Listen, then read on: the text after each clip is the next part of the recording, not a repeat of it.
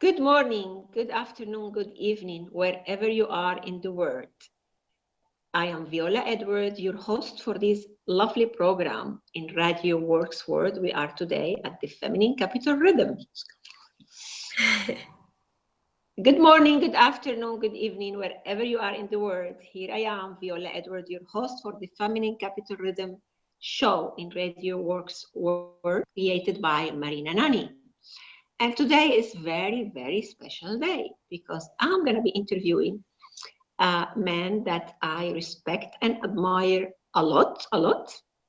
And beyond that is the man that I married 14 years ago. So I'm going to be interviewing my husband.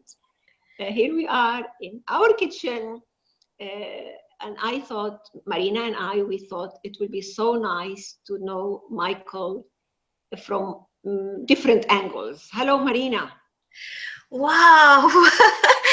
Good morning to you. I know other people in different parts of the world are in the middle of the afternoon or middle of the night. So good morning, good evening, good afternoon, wherever you are. Such a privilege. Oh my God, I could not wait to see the man behind the greatest Viola Edward. It's always, we used to say that behind each successful man is a woman. But I think we live times when behind each successful, amazing woman, it's an amazing man. And Michael, I'm dying to know more. I'm telling you. And I'm so happy you are in the kitchen because it's where the magic happens. So Michael, what is your favorite dish? My favorite dish has got to be carpaccio salmon. Oh my God. Oh my God. So who does it best? Who does it? Michael does it. because I have to say that Michael has this quality of being very present and very calm. And for this dish, you need to be, calm and cut it, so gently and do the lemon juice and prepare all the basil. And so one of Michael's quality, I remember when I saw Michael first time, the calmness and that amazing presence, when you're talking with him, when you're in his presence, you feel like there is nothing else in the world than this moment. So and there isn't, Viola. If you think about, all we have is right now. Exactly. And I just wonder, Michael, what is the recipe of your great relationship with your wife, with other people, with yourself? How do you touch so many hearts and you are connected with your own heart? I think it's an inner calmness, not to be too hurried, and these are things, breathing well, which help to develop intimacy in relationships. And when I'm talking about intimacy, I'm also talking about intimacy with myself as well as with others around me. Yeah, we could say this is one of your qualities, how you're always calm and present. What do you mean by intimacy? I know we're talking a lot about it and we work with it. Tell me about the intimacy with yourself. To me, intimacy is a type of relationship where it's very straightforward. There aren't any camouflages. There aren't any projections of image required, because the intimate relationship is one where I can appear completely as I am, and that allows me to be relaxed and accepted and feel accepted for who I am. That's what's important to me about So you're telling me, I've been living with you now for 14 years and I understand what you're saying. And I understand that arriving to this age with the pleasure you have with life and the love you have with life, and the activities, because Michael is an explorer, is a sportman, but sport from the point of view of being active in life. Yeah, it's then his love for the sea and being a windsurfer and being a pilot, and the connection with nature. I have seen you how you connect with nature with such an ease. Do you mean that after all this time, did you have this ability always? Do you remember yourself always like this, or did you develop that intimacy with yourself through the years? Yes, I think in my early adult years, I was not at all connected with intimacy. I was much more concerned with how I needed to appear to the people around me. Perform, you mean? And to perform as a sportsman. As a sportsman, successfully. Do you want to talk with us a little bit about your years being when you used to compete with hang glider? You are one of the pioneers of hang glider in the world in the 80s. Do you want to talk to us a little bit about this part of your life? Yes, okay, because it was my experience in hang gliding which actually gave me brought an incident into my life which really changed the way I saw things. Because I had a bad accident during a European Championship where I flew into a cliff with my glider and damaged myself quite badly because I was pushing the envelope too far to compete and to be the number one again and again. And I realized during the healing process after that accident that what was pushing me to take all these risks was the need to be recognized by other people, by the people around me, and what was missing from the formula was approving of myself. I wasn't approving of myself. I was dependent on other people's approval to feel good. I think you, in some moment, you shared with me about how much you love nature, and it's very obvious for all the people who we have a life with you, and how many times maybe you didn't enjoy the flying as you would enjoy later because you were so focused on competing. Yes, that's so true. After the accident, I went back to my flying again with a completely different mindset, and I started to get connected of how totally amazing it was to be up in the sky underneath the wing with no motor, benefiting from the thermal updrafts, feeling like a bird, up in the skies, riding on natural energy coming from the sun. The wind. And this was so different from being up there trying to prove to the world that I was one of the best. Yeah. And also you shared with me that when you then moved later from flying to windsurfing, but you took it not for competing, you took it for pleasure, and you're still doing windsurfing nowadays. How the experience from the beginning, then it was different, because then isn't it? Then you went into the pleasure of to excel in something without competing. How beautiful is that? Can you tell us a little bit about your connection with water and the sea and the ocean? Yeah. Well, I grew up here in Cyprus, and the whole family had a strong connection with water. Anyway, my father taught us to sail, and he was very careful that we knew how to swim very well before he would let us out. on the boat by ourselves. So being on the sea was a place where I felt very much at home. But the things that began to come into my consciousness after the departure from hang gliding was things like the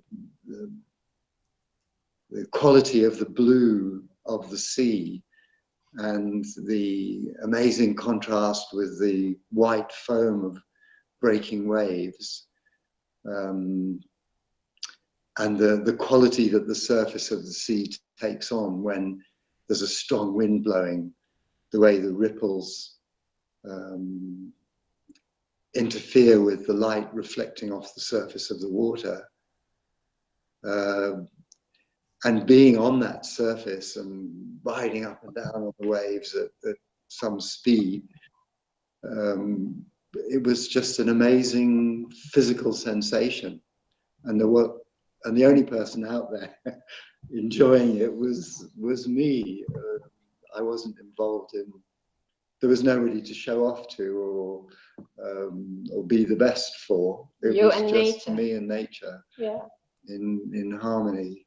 Yeah. And enjoying the feeling. And I think this is something very obvious in your personality, that you're in harmony with yourself. So coming back to Marina's question of how do you do it? How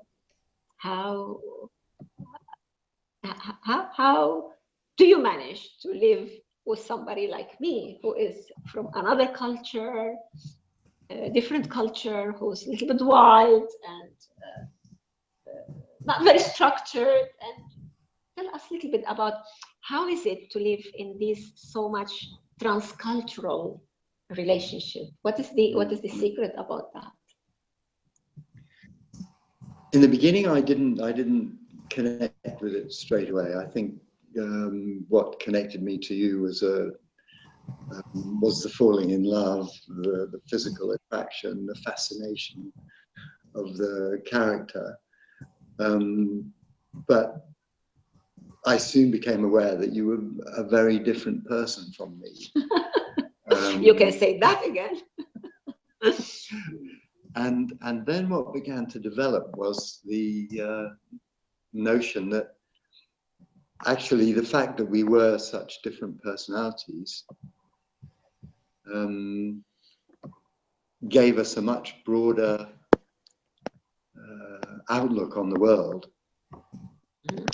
and a broader set of qualities that we could use to make our lives together successful. Yeah. By working with that knowledge, Yes. and accepting it and benefiting from it, put us in a powerful place, because we had twice as many qualities to use, to benefit from, than when we're side by side facing a project together, than two people who are face to face and competing and fighting with each other for control and superiority. Yeah, that will answer your question, Marina, is that what we learned was how to benefit from the differences instead of fighting with the differences, what you say. And trying to make the other person like you, or in another direction, trying to become like them, and lose your own personality. Yeah, yeah. So I know that when I met you, we met in a breathwork event, Global Inspiration Conference in Spain in 1999. And Global Inspiration Conference is a international breathwork foundation activities with we come from all over the world, people who work with breathwork in different ways, and we meet for 7-8 days to exchange and expand our knowledge. And it was such an amazing event. And this event happen every year, and hopefully this year will come after many years to go to Austria together and teach together about our achievement, etc. So Since I met you, you had in France, in Nice, you have the Body Therapy Center, and you are a very well-known massage teacher, trainer. And I know how important touch is for you and massage. Can you tell us about what is it, the difference between the massage you do and any normal massage we get in a spa or in a hotel? The training that I followed to become a massage therapist did emphasize enormously the presence of the chi, or the personal energy that can be developed during the massage. And instead of massaging with an intent, with a particular intent to heal, we were taught to settle into a personal space of awareness and openness, and focus energy into our hands, and then allow our hands to do any thinking that was necessary. Allow our hands to read the needs of the body and address them, rather than it being a mental process of this person has got a back pain and that needs curing. You mean because you're all the time, your connection with the breathing is all the time focused there, and you all what you explain about presence and being here and now, and you're breathing, and you're teaching your client also how to breathe while he or she receiving the massage. Is that what makes this connection between you and your client? Yes, if the client is breathing in a really steady and conscious way during the massage, it makes creating a connection with them so much more easily. When we're both breathing, we can breathe in time with each other, create a synchronicity.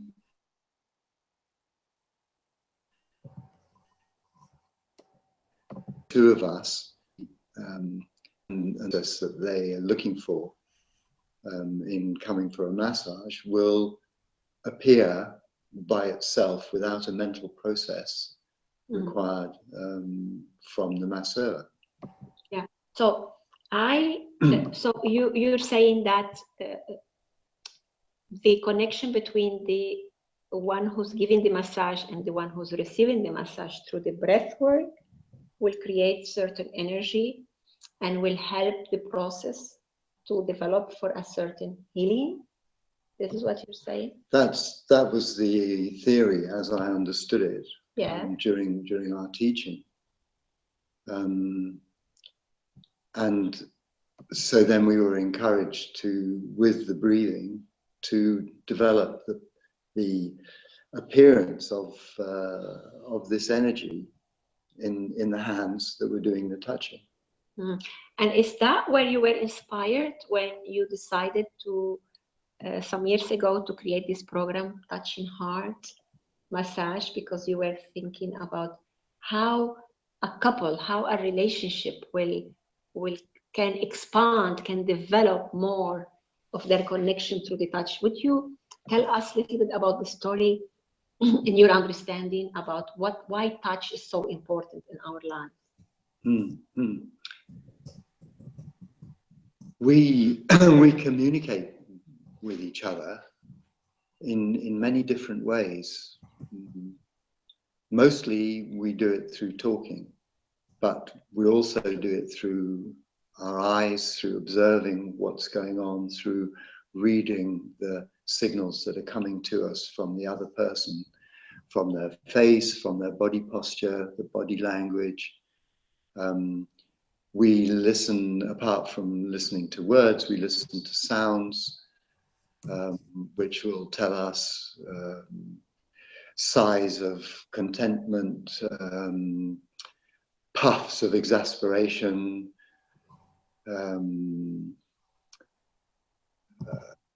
I don't know, snorts of disapproval. There's so many different sounds that can transmit information when we're communicating.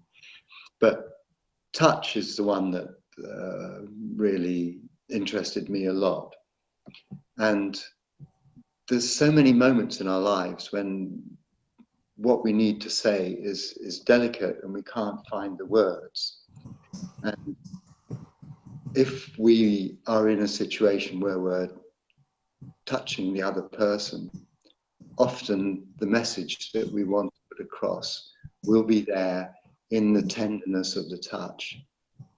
Will be coming through as an energy rather than a verbal information. Yeah. So you created this amazing training, and you will invite couples to come and learn how to consciously learn how to massage or touch their partner. They didn't need to be professional massagists. They could learn how to touch the head, the hand, the feet, the back, the neck. But it was, I remember from that time, the beauty about how, even when they have small children and they don't have time, how they can create 10, 15 minutes of sacred space so they can touch each other consciously, and how to include the touch in their life. Because you were explaining to us that especially for men, after certain age, there is almost no more touch unless a sexual touch. So can you explore with us a little bit more? I mean, I'm Latin. I'm coming from South America, and originally I'm from Middle East. We touch and we kiss a lot, and we touch our friend, and we, you know, if you go to a restaurant and you look around, people are talking and touching. So, but you're coming from another culture, and how's that? Can you explain it a bit more? Yes, I think particularly the male child has a bonding relationship with his mother. So does the female child. What's different for the male child is that once the period of wanting to be so close to the mother begins to come to an end, the 10, 11-year-old who's, you know, being cuddled and looked after and really cared for by his mum begins to realize that actually he's not feminine, and he needs to develop. He starts searching for what it is to be masculine. He's got examples all around him, his dad, the teachers at school, the sport heroes that he worships, and he's not going to see a lot of tenderness being demonstrated by these models towards the women that are around them. Or maybe towards the men too. I mean, men. What you mean is like many men. We're talking also about your generation. Yes. That after certain age, they will not be hugging and touching and other women or other men after certain age. So, yes. Yeah. There's this conditioned belief that a lot of men have, is that being touchy is not masculine. Like, and if they're looking to develop an image of themselves as being tough and masculine, they need to stop holding on to their mother's skirts and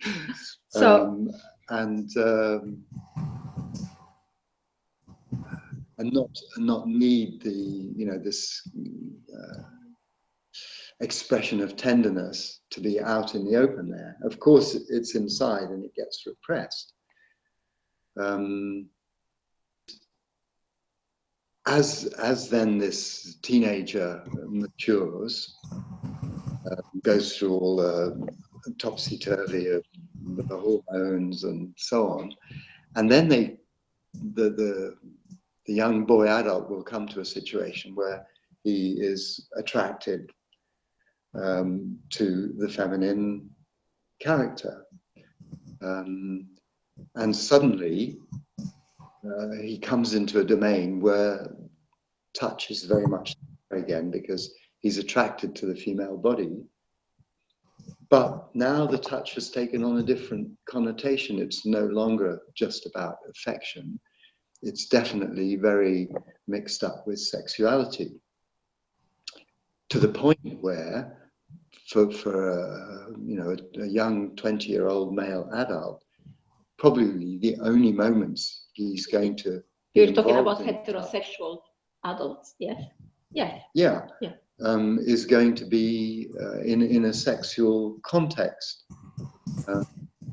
And this innocence of touch, the simple pleasure of being cuddled and made a fuss over with touch, has disappeared completely out of his life,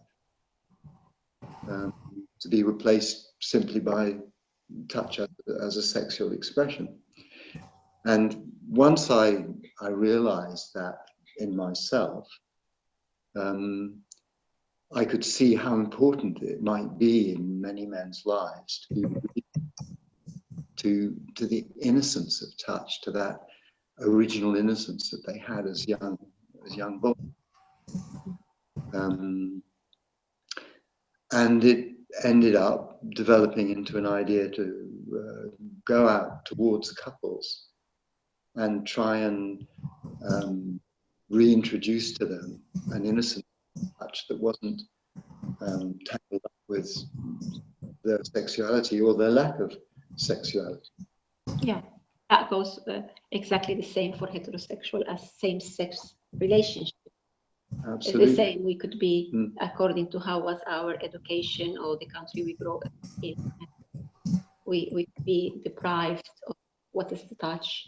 And maybe we can see in some cultures that men walk in the street, how you say, hugging each other, but doesn't mean that they can actually express different type of. I still remember when I met you and I met your children, how you used to kiss the boys in the lips, but doesn't mean that was a cultural habit. Doesn't mean that the power of touch was totally developed, wasn't it? Even when I know in you and your family you have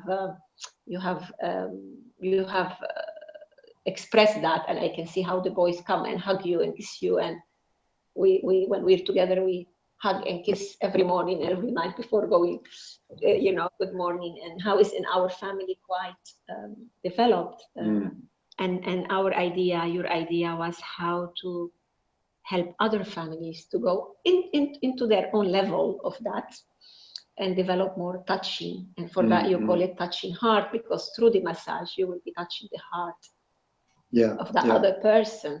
And you were explaining that it's not necessarily when the man want to go toward the female is just for sex. It's about how to enrich her life or his life and with touch during the day. So sexuality will come easier. And when there's time, that sexuality is for some reason of health or develop pregnancy or other time of life, that sexuality is not as it used to be, how there is not an abandonment of the bodies because this couple have developed the touch. Yeah. That's the major idea. When I felt that if we could add alongside the sexuality of touch in a couple, come back to the innocence of the touch, it would open up a whole new conversation around touch, where there's no speaking going on. There's simply the affection and the care and the love is being expressed through the touch. And I think in a lot of couples, what happens is that that language of touch has been shut down, and the Touching Hearts massage program was designed to help open up a discussion in that medium of touch between the two partners.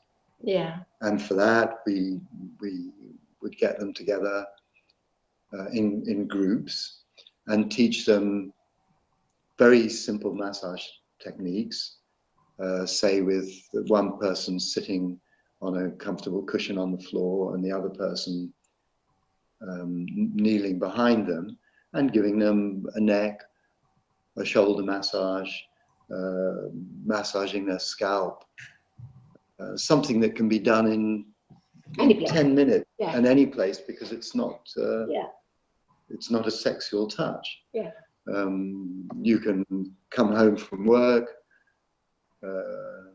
and your partner is there waiting for you, and you take off your coat and say, come and sit down here, let me give you a quick massage. And That's your dream. Everybody do that. And you sit down and you relax into being touched and cared for and feeling loved by your partner before you try and tell them what your day was like. Now you understand the intensity of my smile while I'm married with a touching heart massage teacher. Imagine how much applause I get daily. and when we were designing this program, I really felt I wish everybody can have this quality of touch.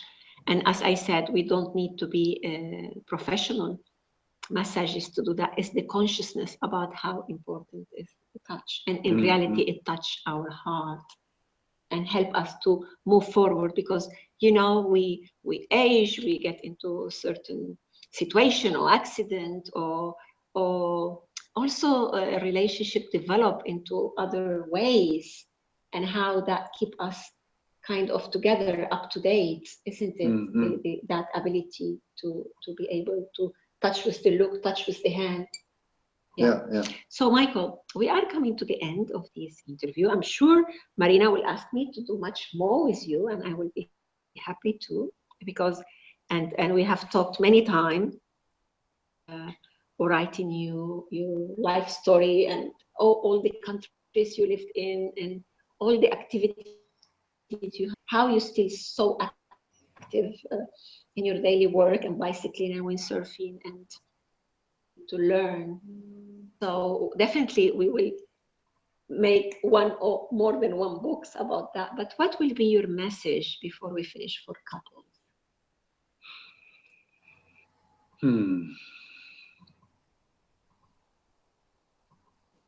To me, my relationship with Viola has been about learning about relationship. And I think that I believe I've put myself into a situation where I'm regarding as an ongoing learning opportunity, and being in a close relationship with another person inevitably takes us into situations where there's difference of opinion, different attitudes, different ways of seeing things. And as long as I can keep myself open to what's happening around me and see the conflicts and the differences and the problems that appear as learning opportunities, I'm going to be interested in living in relationship. It's like being at an everlasting university where you're being taught by life's daily experiences. Yeah. Wow. So I have another question for you, Michael. You know this already. Not because we never prep anything. It's all great live conversation with amazing people who been there, done that, and could inspire others to take that leap of faith and experience life as it comes. And I know the upcoming book, which is in my mind, and I'm very, very excited about it, is Who Makes the Bed? And I want to ask you, Michael, who makes the bed? Michael. I love making the bed. It's quite strange because it's such a special place in our lives. We communicate a lot, and when I get up in the morning, one of the first things I do after we've left the bed is to take some time to make the bed, to create a neatness. It's almost like sweeping out the temple. It's creating order at the beginning of the day, you know, to help me go through with the day. I think we discovered very early in the relationship that for me it was very important to change the sheets very frequently, and for Michael was to make the bed. So this is our So you traded.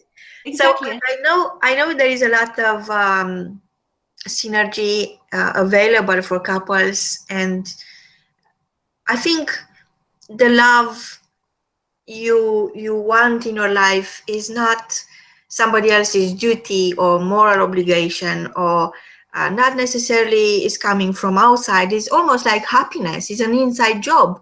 So unless you learn to love everything about yourself, how on earth would you expect somebody else to love you? And you know what, Michael? I think you are the wisest man I ever met, and I love you.